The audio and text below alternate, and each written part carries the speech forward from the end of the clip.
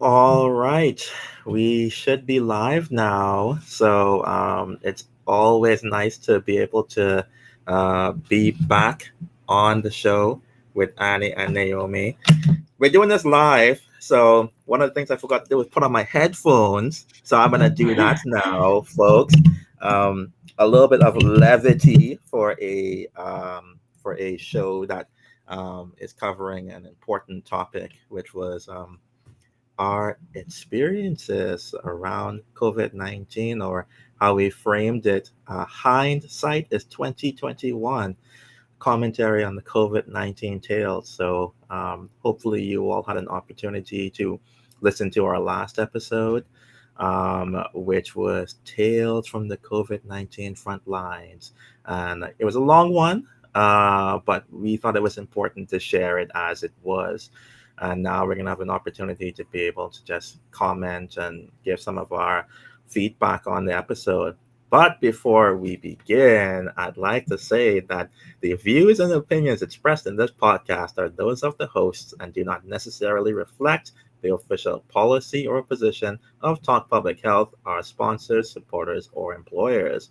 And of particular importance to this episode, persons should take official advice from their local health authorities and government around COVID 19. So, with that out of the way, Naomi, Annie, how are you all doing? Yeah, it's actually good to hear you read that disclaimer. I missed that that part, but that's good. Yeah, I'm doing well actually. And Annie, how about you? Yeah, I'm doing well. Still working in public health since that last episode. So, yep, still going. Mhm. Fantastic. I think it's important to have a little bit of humor to start off the episode. As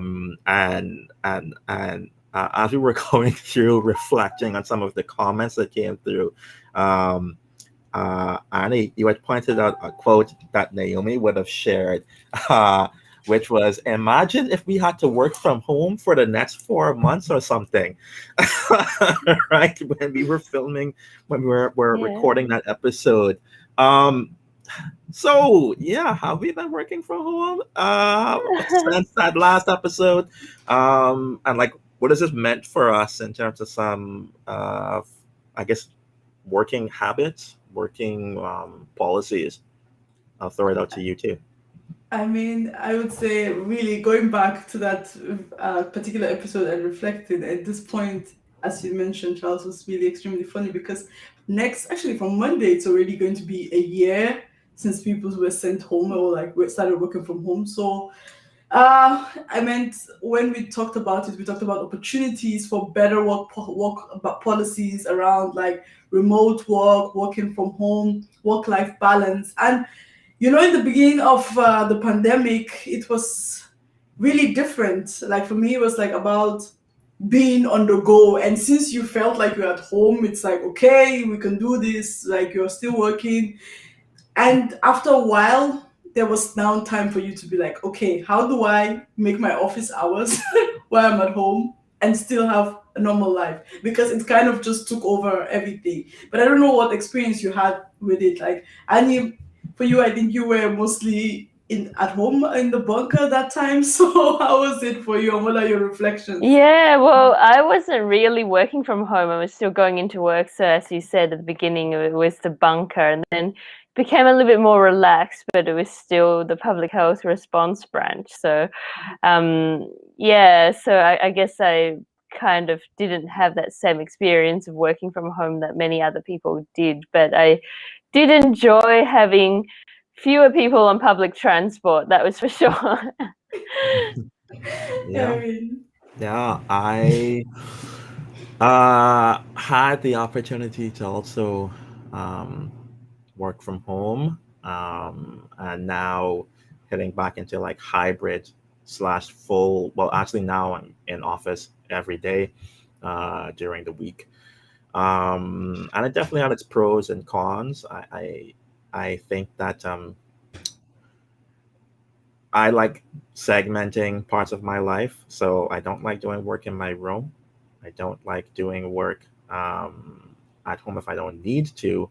And I did find that it was difficult to try and separate some of those barriers and boundaries on work-life balance.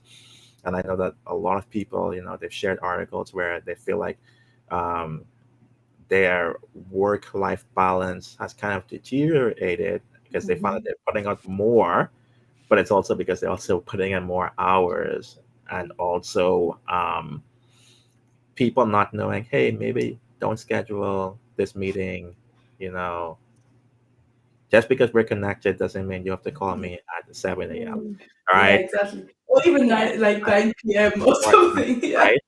Yeah. Yeah.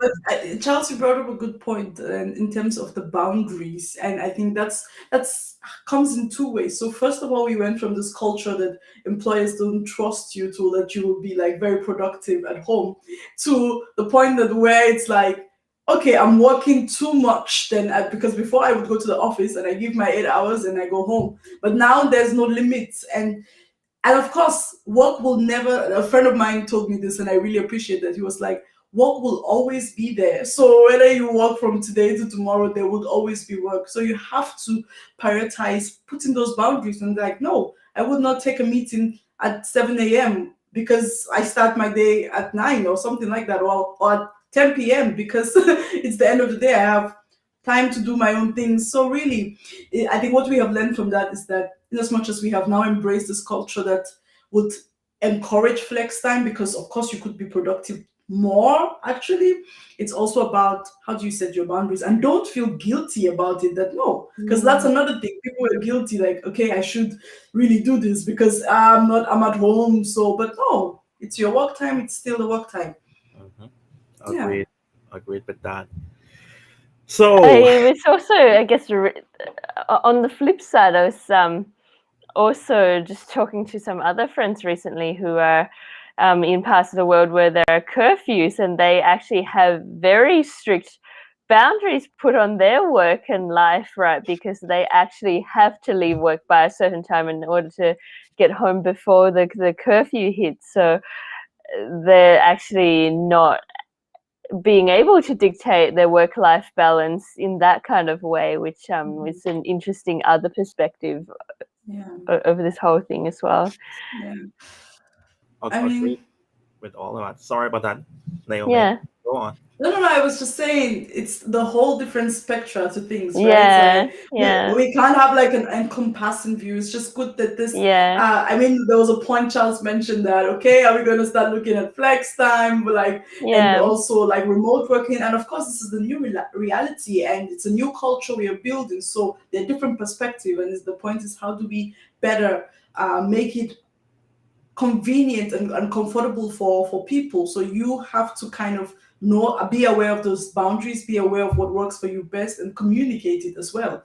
So kind of that's yeah. the new culture. We are moving into the new culture of work, and it's we'll see how it progresses. I agree with that. So now we're gonna pivot into another topic. We quoted some a paper um, around I think the timestamp was around 39 minutes into the episode, where we talked about COVID-19 will give public health the voice it needs. Do we think that happened? Do we believe that that's true? I just let's just talk around that topic.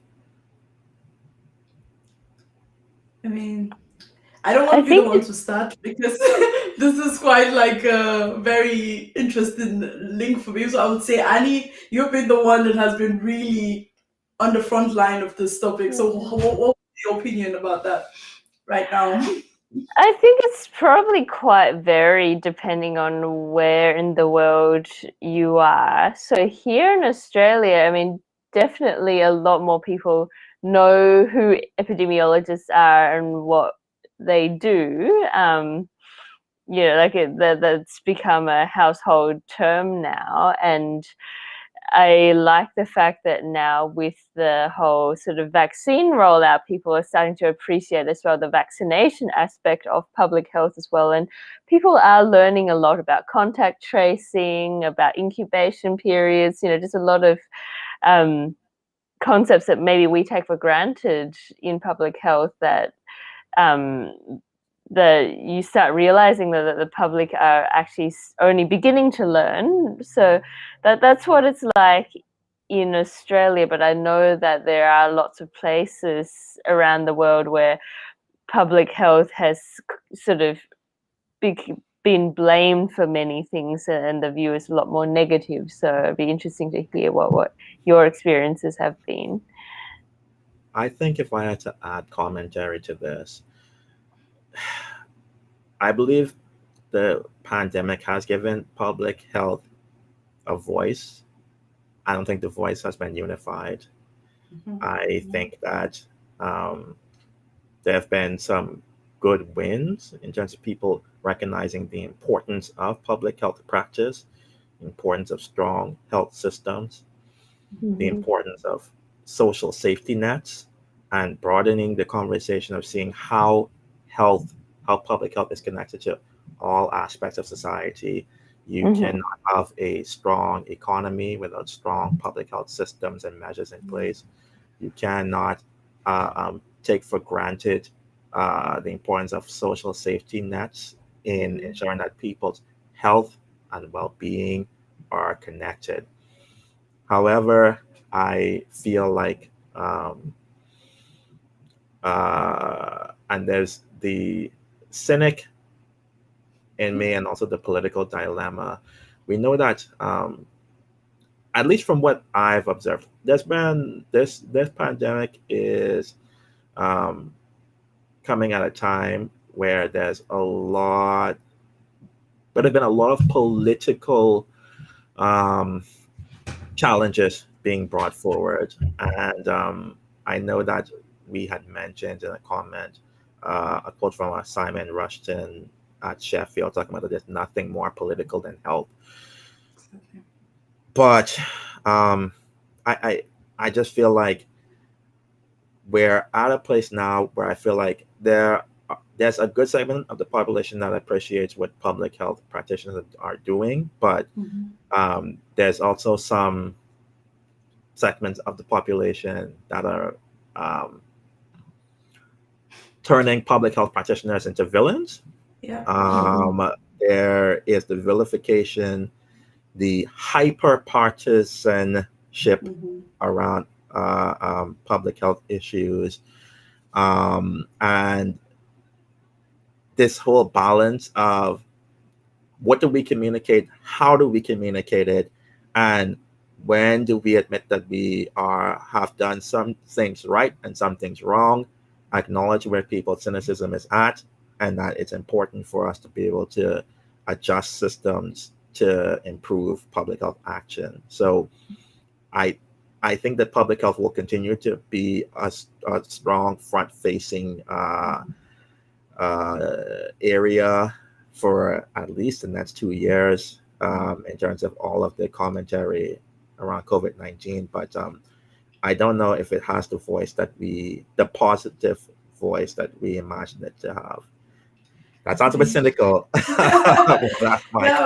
But Charles, you diplomatically address this, and I really like when you approach this in a very diplomatic way. And it's a good point. You started with the not being unified, and it just brought me back to some time was it October or November, where we had those two really different statements from the public health community. I don't know if you read the Great Barrington Declaration followed by the John Snow Declaration, really from the scientists opposing. So I think the Great Barrington Declaration was saying like, oh yeah, we don't need all these measures, and just that's a simplification of it. And please don't quote me. I think you should read it. And then the John Snow one was like, no, we need to go forward with this. The public health community believes in this. So I would say like people should read this and see that already stirred up a kind of like, why is the public community coming up with two different views? And of course we are scientists and we know that everybody works based on evidence, and we can't just go by like what we feel, but it has to be backed. And during the beginning of the pandemic, there was a lot of resources coming out there, like papers about COVID. So that was kind of stirring up different directions, and that was maybe one of the things that made us come out as not united and maybe stirring up doubt again in people. But more on the point you mentioned about people talking about how people are going forward and seeing us as villains. Like you could see from the protests that started emerging from the COVID measures, and people saying, okay, this virus is not even that. Like if you look at other virus that has occurred along the history of humankind, they're even more will I say, more deadly viruses. So why are we going for all these measures? Like now we talked about the politicization of the virus. Like were we equipped enough to engage with like politicians and air our own like opinions as scientists that we are and public health people, or did we get played around? Like so those all those kind of things. And I guess the summary of the story is that one thing that I realized that we need to go forward with this pandemic. As you said, the public health will continue being like an important part, and people will continue to realize how important it is. But we have to go forward embracing a skill mix future for public health. So like knowing how to engage, knowing how to be prepared, whether it's economic topics, whether it's political topics, whether it's communication, we have to go forward in that dimension. Otherwise we will just sit down and be like, okay, just come and do your lab stuff, we have the data, and then somebody else takes it over. And this is where I see like, are we really making the best use of our voices? It's kind of yeah, but that's my 2 cents about this. Yeah. Thank you. I why don't we delve into a into another issue, which is talking about testing, and this is probably one of those Yeah. areas that the a unified voice probably wasn't heard. I talked about how people were saying, "Why aren't we testing everyone? Right? Why aren't we testing everyone to see who has COVID-19?" And I know that there were some realities that we talked about at that time. I wanted to explore, are those realities still the same? And do we think that we do need to be testing everyone? Maybe that's a question to come up now at this point. So I'll leave the floor open for anyone to chat, and then I'll add commentary as well. I would say, should we be testing everyone? That's still a question in my head. Well, but the time we recorded it, and now if we, I think, Annie, I will let you emphasize on this because you spoke about the reagents and possible shortage of resources in testing.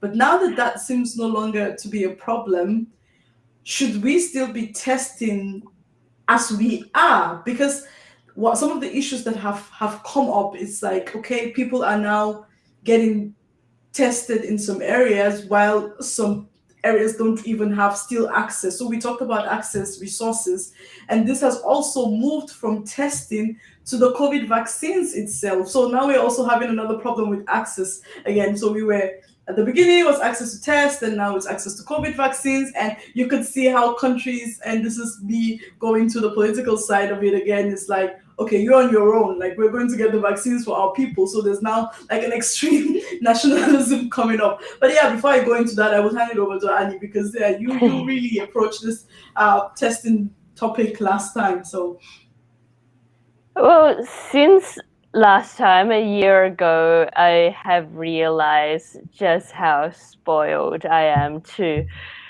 be working in a developed country with so many resources that can be thrown at public health crises. I really underestimated what could be done.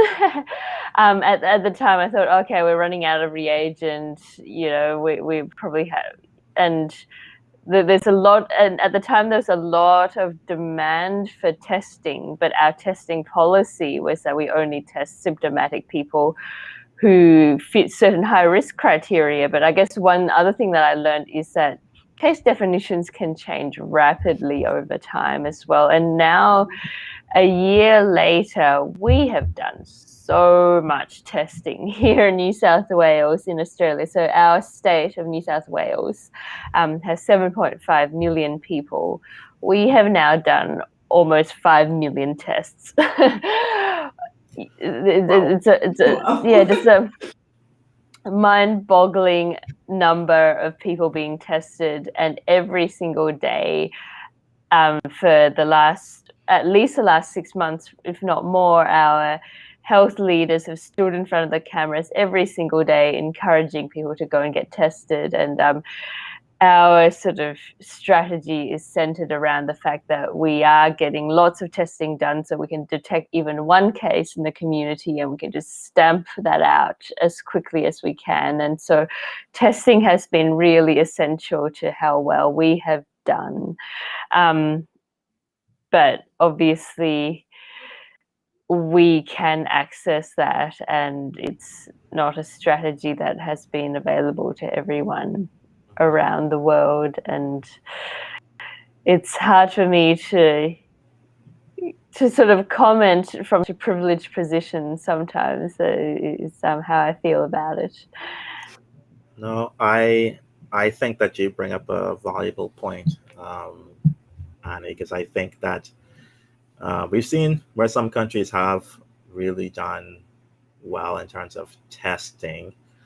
I think you bring up a few points. One is the capacity to test. Mm-hmm. So whether that's human resources, the reagents, or whatever, what exactly is the test? Is it RT-PCR?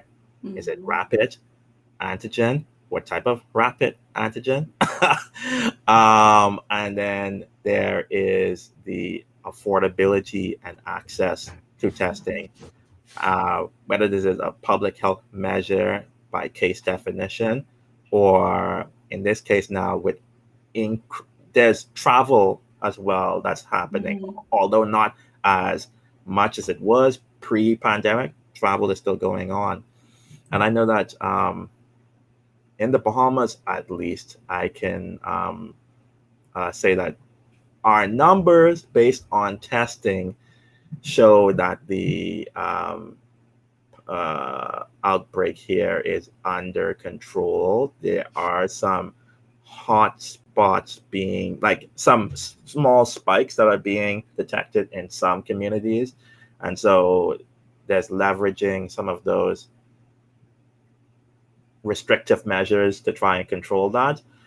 But we still don't have good let me rephrase that. We do not have affordable access to testing. Mm-hmm. A lot of the testing that is free is done by contact tracing, and that's if it's reported to the public health authorities here. But if you are not within the case definition, you need to go pay. An average COVID-19 RT-PCR test can range anywhere from $150 to $200 and something in the Bahamas. And if you use minimum wage as a amount per week, that's $210 per week minimum wage. So you're talking about someone's weekly salary to access testing privately. And so I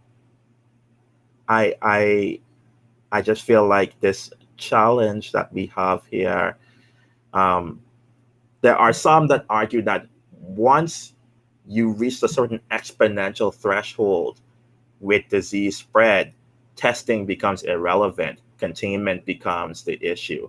That's what some have argued in terms of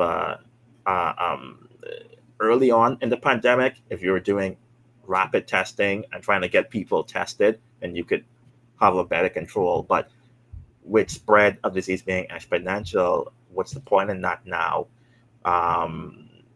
Trying to stick to the case definition is one thing, but in a country like the Bahamas, that is archipelagic in nature, where you really can have isolation, because based on island communities, you're having people who haven't been to their own island, their home island, away from family members, because they need to take a flight or a boat and they need to take an RT-PCR test.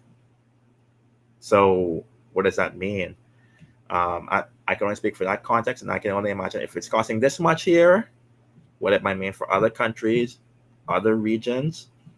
And I think this brings up this whole importance around equity in distribution of the vaccine. Is going to be a way to try and close some of this gap in terms of access to testing, because clearly the testing is only one component of this whole picture. Sorry, we talked a lot about that. Maybe let's jump to I'm trying to think of some of the other points that we had there. I mean, Charles, one of the points we had actually gearing into the test, from the testing gearing into the next phase, which you mentioned, is the COVID vaccine. So now that you were just talking about it, I was reflecting, and it's like we actually are not really learning, because at the beginning it started with like testing, and everybody was like trying to find the test kits, and now we're going to COVID vaccines that have been, like, we all knew that the vaccine was gonna come at some point, but nobody even, but and still now the same case. Like, countries are like, we would have, but a collaboration, no, we go get the vaccine. So to some extent, what I will just like us now, I know we didn't really talk about this point, but how do you think we could make this better? Because it's like we had the testing issue, and now the next step is the vaccine. So when are we going to learn the best measures to promote equity and redistribution of rich resources surrounding health? Because we're doing the same thing technically.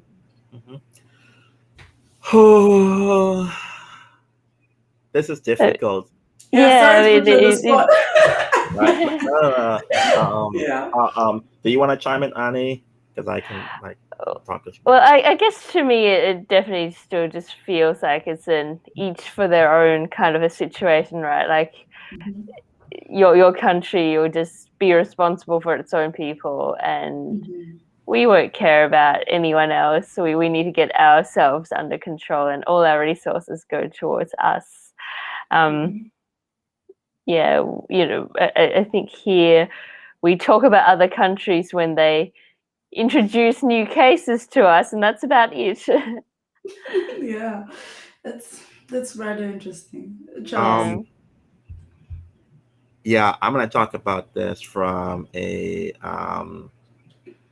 solid, because I said in closing out that episode, it would be a disservice to all the lives that have passed away if we don't learn from the lessons of the beginning of the pandemic and how we communicate to people, and we're taking a solidarity approach to addressing this pandemic. And I still feel like we're doing a disservice. I'm saying collective we, the global community, there's a significant shortage in terms of access to vaccines. I saw an image, and for those of you who are, I guess, listening, so not watching us live, I'm gonna see if we can find that photo and share on our social media channels. You're talking about some regions of the world might not get the vaccine until Q2 of 2022 through 2023. Right? We're in 2021, right? Q1 here. I saw a graphic that showed where some global north countries, several global north countries, have enough vaccines purchased to vaccinate their population 3 to 5 times over. What is the purpose for stockpiling that much vaccines that you need you bring this point, right? That you need to vaccinate your population it wasn't 2 times over. It was it was somewhere up to I don't get it. At the end of the day, you need for you need twice your population. Yes, right? What's the purpose of holding on to all of these vaccines? You said this, that you need your economies to operate. Economies will not operate unless you have both global north and global south countries being able to participate in the markets that you promote so much.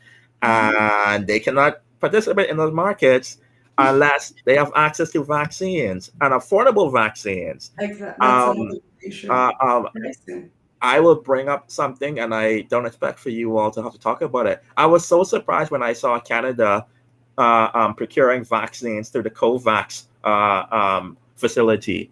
That was supposed to be a like equity based facility, especially for low to middle income countries to be able to access the COVID-19 vaccine. Canada has the opportunity to be able to access vaccines via multiple different sources. I did not see why they needed to procure vaccines from that particular portal. And for me, that felt like such a, and this is my personal opinion, persons, I felt like it was an attack on solidarity as an issue, right? Right, that wasn't the purpose of that facility in my mind, because you're one of those countries that has enough vaccines to vaccinate your population several times over. So why are you anyway? I think Right. yeah, tells you actually like I know if you want to talk about this will be a whole episode about the different like parts of the whole vaccine discourse. You talk like the stockpiling, it's the pricing issue. It's also like an interesting thing about like okay, if we have a pricing issue, should the COVID-19 vaccines patent be allowed? Like, well, what about the patenting of the vaccine? You know, I saw that and I was like, okay, this is like a different dimension all these discourses are going, and maybe we need an episode for that. But moving forward, I think a nice segue to this, and Charles, you can also correct me or come back to another topic. It's about how you picked on solidarity and communication and how people should be more, I know I said it wrongly last time, I hope I got it, like more empathetic to each other. And now going forward, there is now the still fear in people, and there's an me versus you. Like people are beginning to see themselves as germs to each other. And I don't know what role we did, like the how we, the public health community, communicated that it got to that point. Like I was walking the other day, and this is like several experiences I had, and this woman really preferred to hug like some dirty background thing than walk next to me, and we're both wearing like a mask, and this is not like maybe an issue of racism that people will see because it happened again. Like people are like, don't touch me, like shouting or screaming, like don't you dare enter the lift with me. And I'm like, okay, how are we moving from not only this pandemic to like a new society that is not sociable? Like, is that another Pandora's box we are opening? And like, yeah, what do you guys think? Or how didn't we communicate this in the best way? Or yeah. Oh gosh, the communication aspect of it would also be another episode on its own. I don't think we've really touched on it at all, and it's something that we really wanted to talk about today. But I agree with you that so many things that aren't quite right, people are now just doing in the name of COVID as well. Like it's not just the sort of isolation solidarity, but just the other day I was in this uncomfortable situation where I saw some guy record these teenagers who weren't wearing masks. So we were all sitting on the train together, and he just got out his phone and just kept on recording the fact that they weren't wearing masks. And I'm going, look, dude, like you want to report them to the authorities, sure, but it's actually still not right to just record strangers on public transport. Like that's not allowed. But he seems to think that he can do it because it's for public health, and it's just so many rules get broken for COVID. Yeah. I just feel like this is a clear breakdown in risk communication patterns and trust, right, between the people who are having health provided to them and those who are communicating the health issues. And I know that there was this balance with having to communicate a sense of urgency in terms of how to avoid the transmission of COVID-19, but now it has become an stigmatizing issue. I had COVID-19. I was ill. I tell people that I had COVID-19. People get shocked. I'm like, Mm. I had it. I got sick. It was pretty terrible, but I'm better now. Um, and I think that if we would have more of these conversations, right, Mhm. around the issue, that would help. That's the first bit. Yeah. The second bit is I think that we're still living in because we're living in emergency situations. A lot of the world's still living in emergency situations. You're treating everybody as an enemy combatant when you Mhm. are living Yeah. in emergency situations. And so this shows the importance, and it comes right back to the whole thing, the importance of solidarity and how we deliver these vaccines, because we will continue to live in emergency situations where people Mhm. continue to see people as enemies to my Yeah. health if we Mm. Yeah. cannot get this thing sorted. Yeah. Um, yeah, I had more points, but I can't. I kind of want to pivot to this because Yeah. I think it's important. Mm-hmm. Communication and racism around like COVID-19. Um, we began. We touched on it around the naming of the vaccine, and in terms of The virus.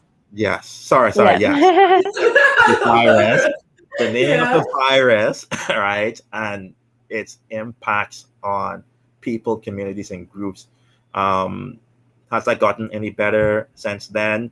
Um, and I would I also want to talk about other naming issues. I would say Yeah. that hasn't really got, I wouldn't say it hasn't really gotten any better, because then if you see with the strains that Yeah, that's of what I was COVID, going to say. it started becoming like the COVID strain from South Africa, the COVID strain Yeah. from Brazil, and then all of a sudden it's like, don't let South Africans near us, like don't let, like, so I Yeah.